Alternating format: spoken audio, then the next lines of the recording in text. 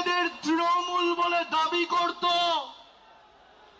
গিয়ে একবার দেখে আসুন মেয়র রোডে যে কটা লোক রয়েছে, গ্রামে জেসিবি দিয়ে মাটি কোপানোর সময়ের থেকে বেশি লোক হয়। ভালো তৃণমূল, তাই না? কর্মী কোথায়? জনতা কোথায়? মমতা বন্দ্যোপাধ্যায় যেখানে, জনতা সেখানে। অনেক বড় কেউকেটা হয়েছেন। এই গাছগুলো দেখছেন, একটা পাতা যদি ঝরে পড়ে যায়, একটা ডাল যদি কেউ কেটে ফেলে দেয়, তার সবুজ আর কেউ ধরে রাখতে পারে না।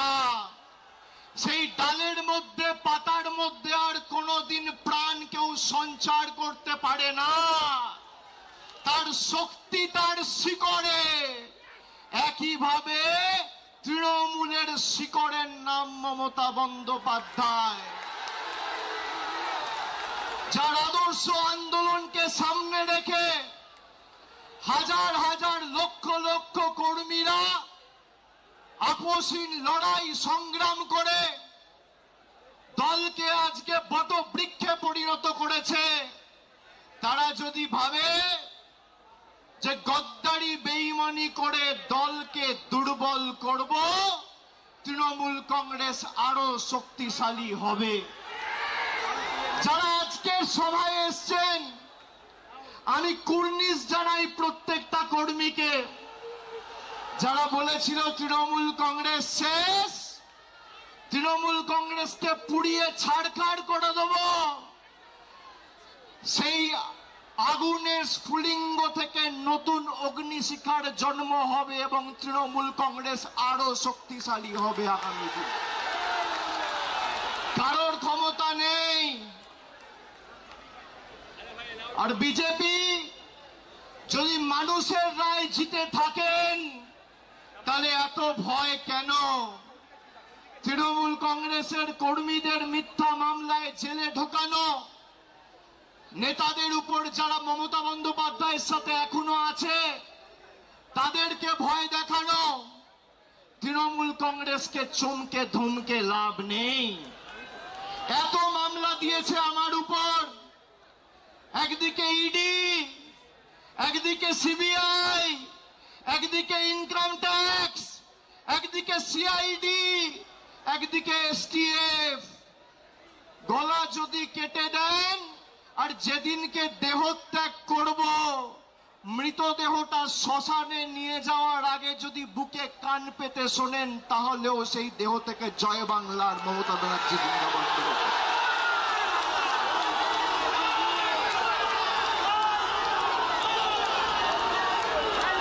ইতিহাস প্রতিকূলতার বিরুদ্ধে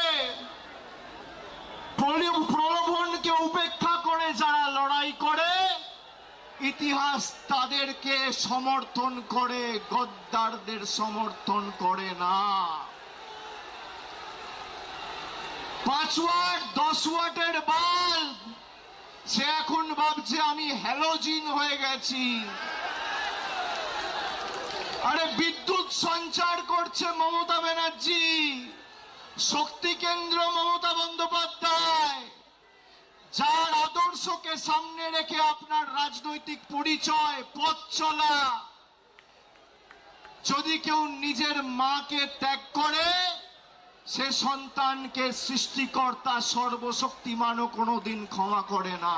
দয়া করে আগামী দিনে একটা কেউ ফেরত নেবেন না, একটা কেউ ফেরত নেবেন না।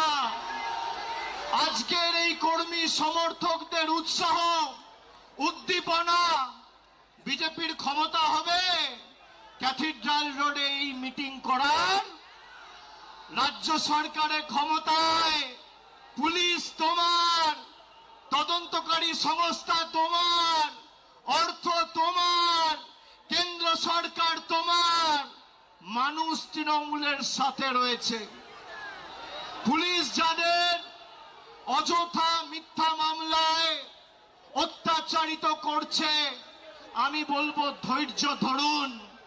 একটা ছোট নোটবুক পকেটে রাখবেন, সব লিখে রাখবেন। এই নোটবুকগুলো এক এক করে আমরা ঠিক টাইম মতো নিয়ে নেব। যারা যে ভাষায় বোঝে তাদের সে ভাষাতেই জবাব দেওয়া হবে। ঘর বাড়ি ভেঙে দিয়ে, পার্টি অফিস গুড়িয়ে দিয়ে ভাবছে তৃণমূলকে উৎখাত করব, দুর্বল করব। আরে ফুটপাতে থাকবো, তোদেরকে হারাবো, বাংলা থেকে উৎখাত করব। কথা দিয়ে গেল। দেখি কত ক্ষমতা। কি করবেন? কি করবে বিজেপি? জেলে রাখবে? মিথ্যা মামলায় ঢোকাবে? ঢোকাও, তাও বশ্যতা স্বীকার করব না। মেরুদণ্ডটা ফর সেল নয়। যারা মমতা ব্যানার্জির ছবিকে পিছনে রেখে আর জোড়া ফুল চিহ্নটাকে সামনে রেখে 2024 নির্বাচনে জিতেছে, তারা বলছে আমরা এখন এনডিএ কে সমর্থন করব। মানুষ ক্ষমা করবে? করবে? আপনাদের মধ্যে অনেকে কাউন্টিং এ ছিলেন।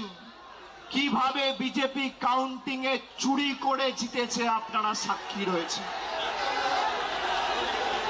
যারা রামের নামে ভোট চেয়েছিল, সেই রাম মন্দিরে চুরির দায় এই বিজেপির। রাম মন্দিরে নোট চুরি আর ইভিএম এ ভোট চুরি, এই হচ্ছে বিজেপির প্রকৃত স্বরূপ। আর যারা গা বাঁচাতে, পিঠ বাঁচাতে বালিশ চাটার গ্রুপে যাচ্ছেন, এদেরকে তৃণমূল বলবেন না, বলবেন বালিশ চাটা। খালি বিসি বললেই হবে। বিসি, বিসির অনেক মানে হয়। বালিশ চাটা, আমি আর বেশি কিছু বললাম না। হয় পুলিশের কাছে মামলায় ধৃত, আর না হলে মেরুদণ্ড বিক্রি করে বালিশ চাটা ঋতব্রত। এই দুটো ছাড়া আর বরদাস্তের উপায় নেই। আমি বক্তব্য দীর্ঘায়িত করব না, খালি আপনাদের বলবো আপনারা শক্ত থাকুন। আমাদের আগামী দিনের লড়াইয়ের ময়দানে আবার দেখা হবে।